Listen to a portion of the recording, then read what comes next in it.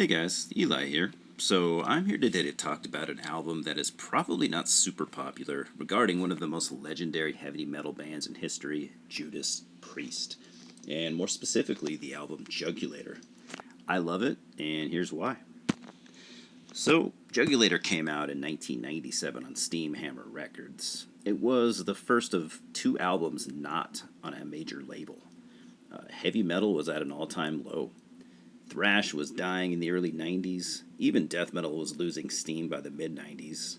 Groove metal was remaining fairly popular, with Pantera being the most popular heavy metal band, arguably, throughout the mid 90s, but even they were burning out in 97. Nu metal was gaining traction quickly. People always talk about Priest having a successor to Painkiller, but never describing this as that, which is exactly what it is. Priest are one of the earliest and most important bands in metal history, but let's be honest, they spend too much time trying to stay relevant and following the trends of the time instead of staying true like Maiden did. Painkiller was an obvious attempt to hang with the more extreme sounding thrash and speed metal bands and stuff that were doing well at the time, even though 1990 was kind of the tail end of that. To me, Jugulator was picking up where Painkiller left off and trying to be even heavier and more technical. A lot of people criticize the vocal direction with the nods to bands like Pantera. The band were open Pantera fans, and oddly enough, I liked the vocal direction, even though I'm not a big Pantera fan. Basically, what we have here, and I'm not trying to change anyone's mind, but Painkiller Part 2, with an emphasis on the technical thrash and more modern sounding heaviness.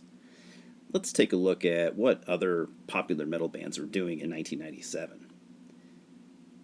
Iron Maiden were in between the X Factor and Virtual 9 albums. Metallica released Reload.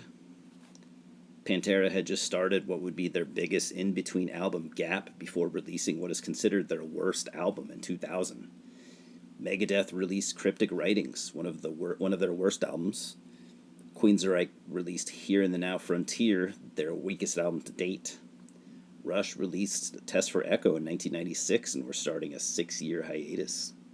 Slayer were getting ready to release their worst album to date with Diabolus and Musica. And Anthrax were in between two of their least popular albums. So, let's get to the bad here. I don't have a whole lot of negative things to say about this album. I think there is a bit of filler here. Not all the songs are super standout songs. And the cover kind of sucks. The good?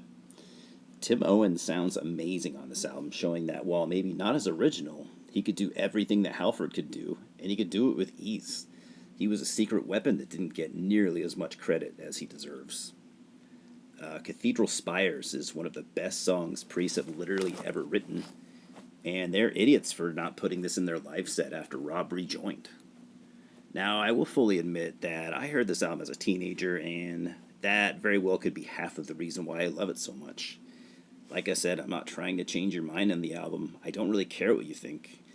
But I do get a little tired of this album either getting trashed on or just generally forgotten, even by the bands themselves.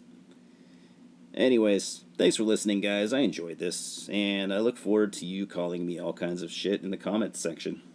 Cheers. So, of course, I had to show my physical copy. There it is. I've actually never shown this on the channel before. I haven't got to Judas Priest yet in my my collection videos. So I don't know if you could say it's the original pressing, because with pressings this always confuses me. This is a '97 version, but this isn't the Steam Hammer version, which was the label they were signed to at the time. This is the CMC International. I'm sure it was a license from Steam Hammer, but I don't know. Whatever. I always assumed this was an original pressing. I've always wondered if something comes out the year that the album was released, but it's licensed, from a different label, does that still mean it's an original pressing? I don't know. And also, I was talking about how the album art kind of sucks. It does, just because of the way they presented it, but on the inside, the actual painting that was used to be blown up and extremely pixelated on the cover. I never knew if that was intentional. Did they intentionally make it pixelated? kind of like Queensryche did with Empire. I don't know. I don't know why they did that. But the original painting is pretty badass. I'm not going to take this off, but you can imagine what it looks like, and this is much, much cooler. I don't know why they didn't just use this as the album cover. I don't get it at all. But it's, it's very Painkiller-esque, such as the album, like I've been saying for years and years and years, and I don't know why people don't seem to get that. But anyways, I've already said everything I need to say about the album. I tried not to ramble on too long, and I think I did a pretty good job at that. But yeah, man, I just love this album. I've loved it. I didn't buy this in '97. I got it in probably 2000 or 2001.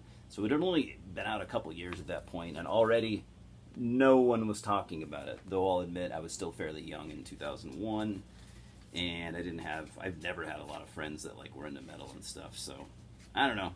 I didn't hear anyone talking about it back then at all, and no one really ever has. But I love it. One of these days I'll probably do a Judas Priest, album ranking review, and just to get you ready. I mean, this is probably a top 5 for me. So, you can tell me how wrong I am. It doesn't really matter. I like hearing your opinion. It doesn't change the impact that the album has had on me over the years, and there of course are many factors playing into it, such as me being fairly young still when I got it. That makes a lot of difference. There's a lot of albums that I love and love and love, and I know I probably love them a little too much, but that's what it's all about. Life is all about enjoying things that we enjoy, and that's really all that matters. So anyways, really, really curious to see what you guys are going to say. It's probably pretty predictable. 95% of people, if anyone does watch this video, but assuming anyone does, 95% of people are going to disagree. But I'm always curious to see to find other people that like this album, because I know they're out there, and I think this album maybe has even picked up a little bit of steam over the years. Probably not a ton, but I think it's respected a little bit more now than it was then.